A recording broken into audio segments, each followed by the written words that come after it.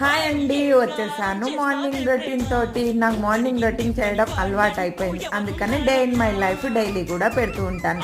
మరి మార్నింగే బ్రేక్ఫాస్ట్ అయిపోయింది, గుడికి వెళ్ళేసి వచ్చాను.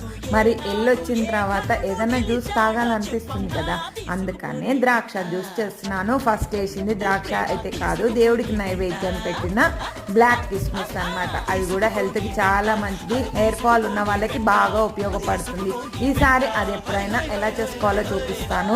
ఇక్కడ నేను ద్రాక్ష, యాపిల్, దానిమ్మకాయ తీసుకొని వచ్చాను. ఫ్రూట్ షాప్ లో ద్రాక్ష జ్యూస్ మటుకు తాగకండి, ఎందుకంటే ద్రాక్ష మీద వేసిన అన్ని కెమికల్స్ దేని మీద వేయరు. సరిగా కడగకపోతే క్యాన్సర్స్, హెల్త్ ఇష్యూస్ వచ్చే అవకాశం ఉంది. అందుకనే ఇంట్లోనే ఎప్పుడైనా ఇలా చేసుకొని తాగండి. ఇక్కడ నేను షుగర్ కానీ బెల్లం కానీ ఏది కూడా యాడ్ చేయలేదు.